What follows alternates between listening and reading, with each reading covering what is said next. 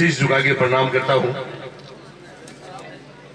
और जिस ग्राम पंचायत में, जिस गांव में शहीद हो, तो वहां के लोग भी बहुत भाग्यशाली होते हैं। आप सब लोगों को भी मैं शीश झुका के प्रणाम करता हूं। आज ये शहीद की मूर्ति के अनावरण में मुख्य अतिथि के रूप में राजस्थान के भारतीय जनता पार्टी के अध्यक्ष आदरणीय पूनिया जी, हमारे चोमू के विधायक आदरणीय रामलाल जी, और हमारे दूसरे एक विधायक साहब और विराज रहे पूनिया जी, धर्मपाल जी, अभिमन्यु जी, और हमारे भारतीय जनता पार्टी के यहाँ के अध्यक्ष आदरणीय सैनी जी, और मंच पे विराजमान कर्नल साहब भी बैठे हैं। कर्नल साहब विराज रहे हैं। सैनिकों का प्रोग्राम है तो कर्नल साहब को याद करना जरूरी। मंच पे विराजमान सभी गणमान्य व्यक्ति, मेरे सामने विराजमान सभी गांव के आसपास से पधारे बुजुर्गों, नौजवान दोस्तों, माताओं, बहनों, प्यारे प्यारे बच्चों और शहीद परिवार, मैं जहां भी जाता हूं सब जगह हाथ जोड़ के प्रार्थना करता हूं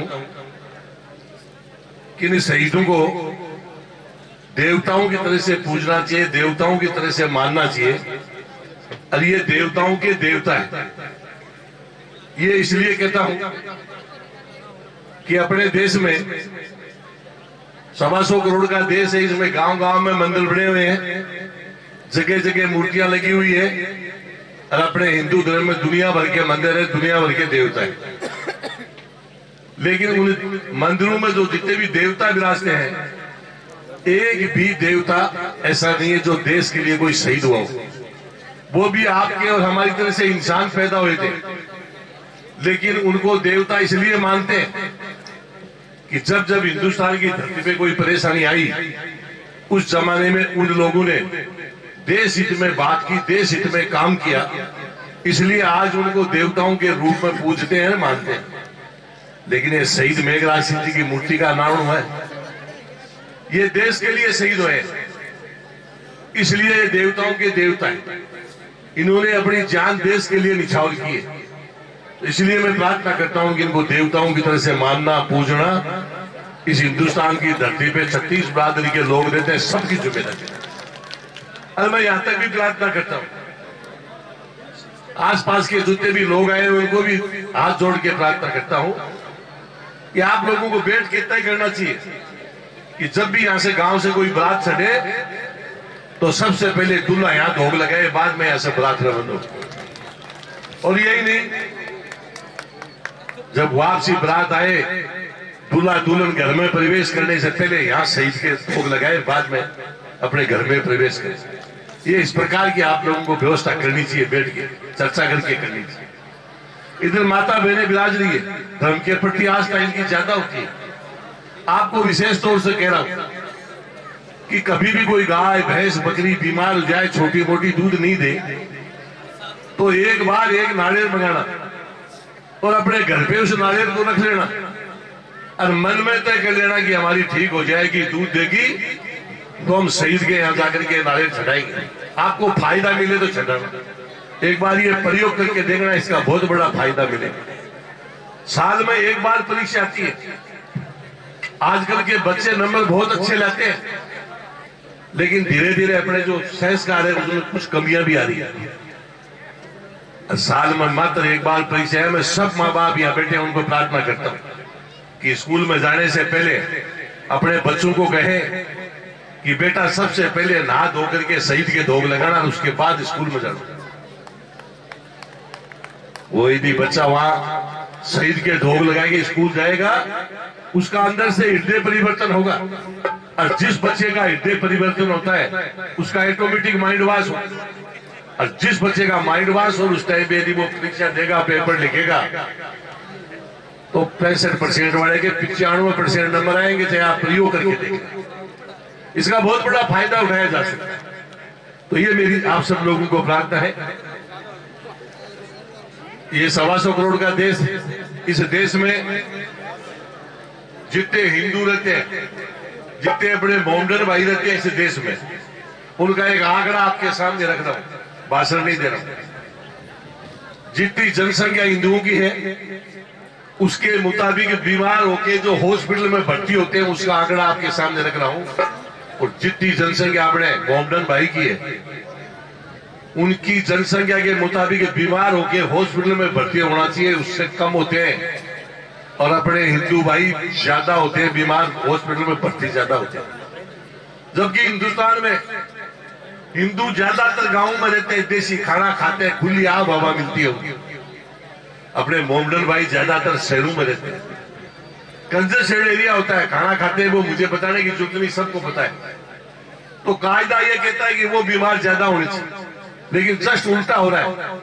ये उल्टा हो रहा है, इसका कोई बहुत बड़ा कारण नहीं, छोटा सा कारण है, इसको समझने की आवश्यकता है।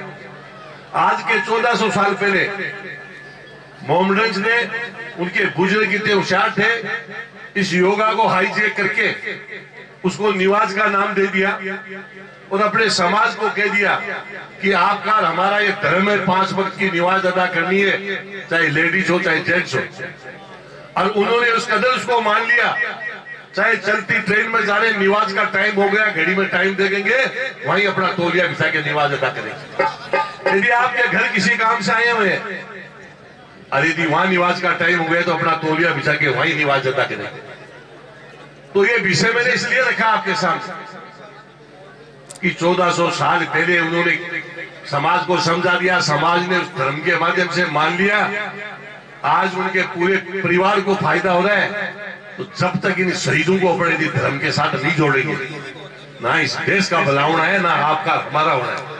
इसलिए मेरी सबको प्रार्थना है, इनको धर्म के साथ जोड़ना चाहिए, जात जड़ूले उतारने चाहिए, खुशी में गमी में, घर में कोई भी फंक्शन हो तो इनको याद करना चाहिए।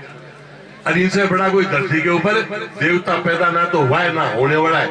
इसलिए मेरी सबको प्रार्थना है, इनको देवताओं की तरफ से मानना चाहिए। 2 बात कहकर के मेरी बात को विराम देता हूं। जिस देश में देशभक्ति नहीं हो वो देश आगे नहीं बढ़ सकता।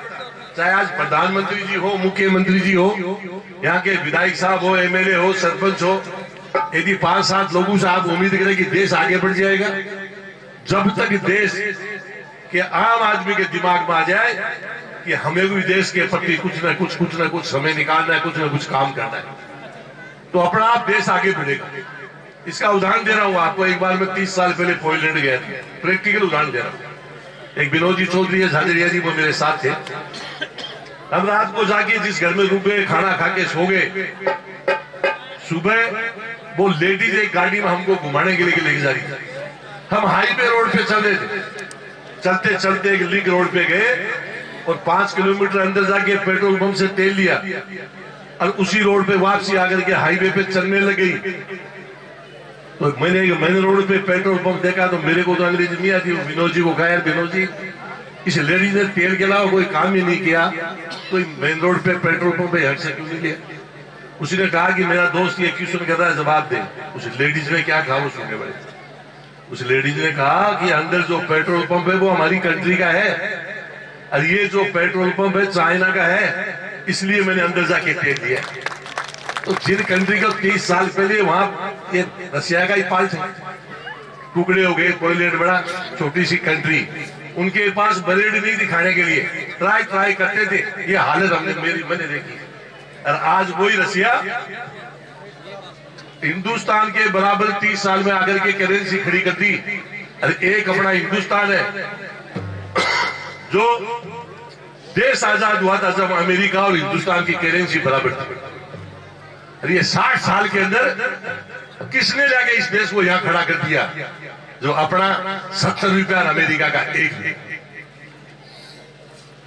तो जिस देश में देशभक्ति नहीं हो, जिस देश का नेतृत्व ठीक नहीं हो, जिस देश के IAS IPS लोग नेतृत्व के हिसाब से काम करते हैं, तो इस भट्ठा बिठा दिया इस देश का 70 साल के अंदर एकदम।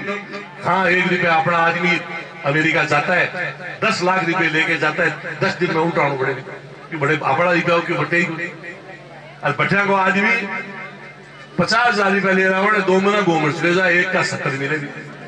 तो इसलिए मेरी प्रार्थना है सबको कि थोड़ा बहुत काम देश के लिए भी करना चाहिए। देशभक्ति भी देश में होगी, इस देश को आगे बढ़ने में कोई रोक नहीं सकता। मैं पुनः शहीद और शहीद परिवार को नमन करता हूं, बहुत बहुत नमन करता हूं। और आप लोग सब इतना टाइम निकाला शहीद के परिवार में प्रोग्राम के लिए, आप सब लोगों को भी बहुत बहुत बधाई देते हुए, धन्यवाद देते हुए मेरी वाणी को विराम देता हूं। नमस्कार, राम राम।